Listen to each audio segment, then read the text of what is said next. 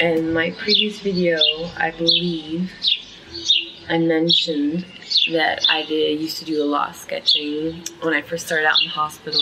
I remember saying something like, I'll show those at some point. Anyway, I got some messages from people who immediately called me out on it. They were like, yeah, show it to us in your next video, please. I thought I'd do a little story time with you guys. Start at the very beginning. 1 second. My life is a mess. So, as you can tell, maybe, these are my lungs, filled with all sorts of things, and something that I still do today is like whenever I'm drawing my lungs or like the cancer within them, there's always a lot of like nature references. And as you guys know, this channel is called Flowers in My Lungs. And first of all,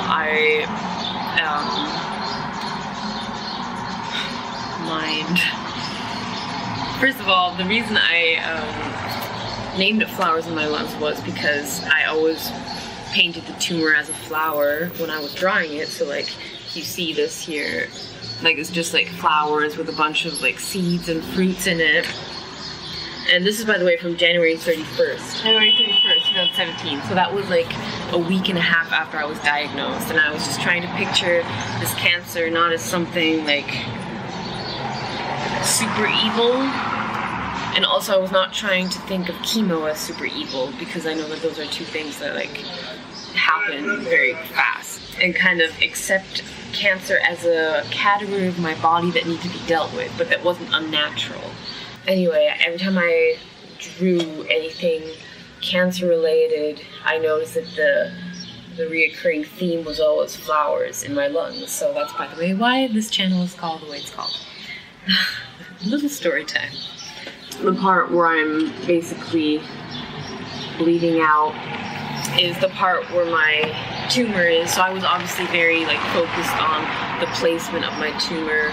You gotta just picture me in a wheelchair in the only cafe that I was allowed to go into because it was in the building. And I was just like there with my sketchbook and my colored pencils and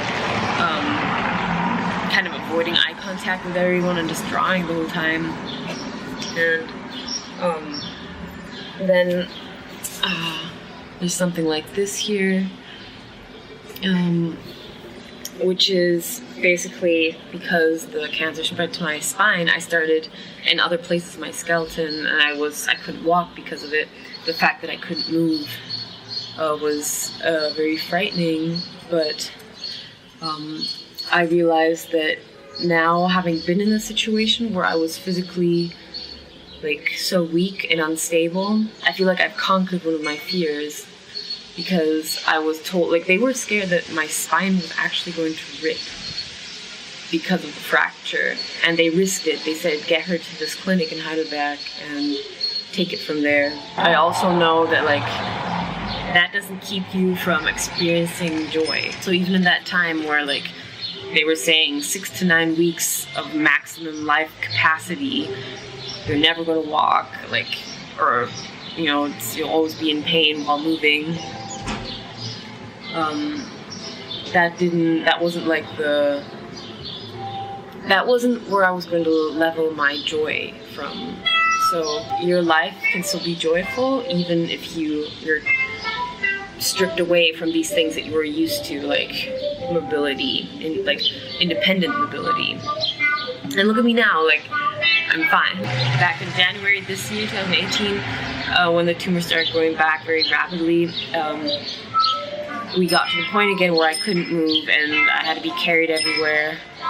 So, like, we came full circle to that fear again, and I'm doing better now again. So, it's just, you know, conquering fears, and this is me conquering mine.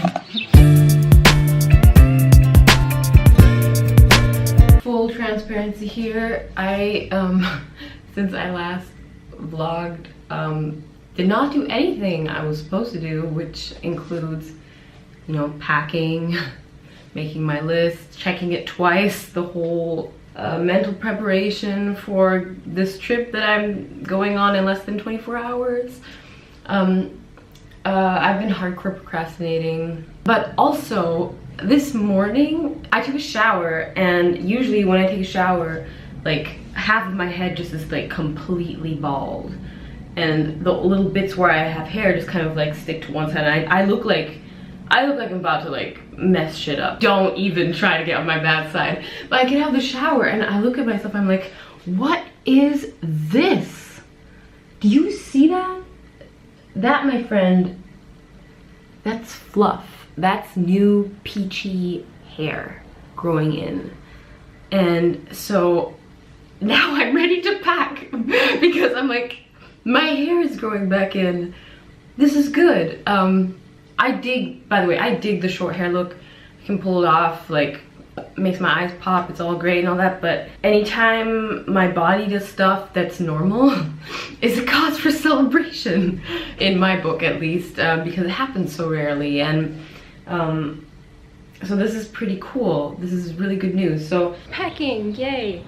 Honestly, I'm just going to be trying to take this because one of the constant downsides of the whole chemo cancer life is, like, I don't look scrawny. Like, I look, you know, pretty fit, but I'm weak. Like, I don't do well carrying things. And yeah, especially the flight back is tricky for me because also the chemo brain sets in. And chemo brain is like, last year when I started chemo, it wasn't really a thing for me. I didn't notice it. But I guess now it's just been, you know, it's a year and a half of me getting this stuff. And it takes a toll on my, like, mental capacity, in the sense of, it's not like I'm, like, I can't handle shit. It's just that I noticed that I need more of a longer period checking in than other people maybe do in my age, you know. And so there'd be moments in the morning when I was like at an appointment or something, and people would start talking to me, and I was like, what language do I speak to them? Like, it was just like, in my mind I was like, oh my goodness, I am failing at social interaction, which is my forte. Like, this is what I do, this is my thing.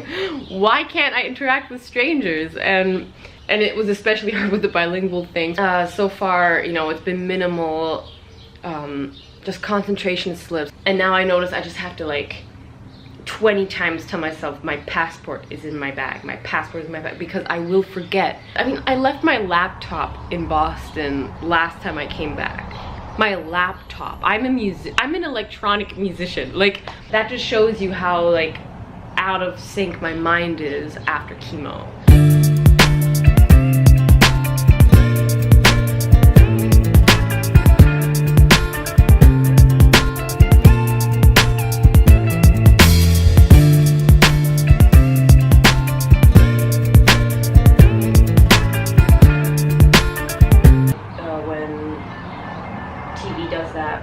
So the doorbell just rang, and I'm pretty sure that's Lucas here to pick up more footage of me talking to myself about things I still need to do, like packing. So unfortunately, my travel day is going to be on this, like, beautiful day like today. End of the story is that I actually still haven't packed or checked into my flight.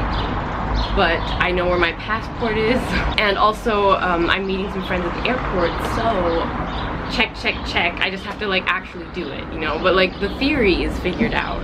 So yeah, next time we will be in Boston together, so that'll be exciting-ish. So let's make sure, fingers crossed, that this works out, and you will see me there.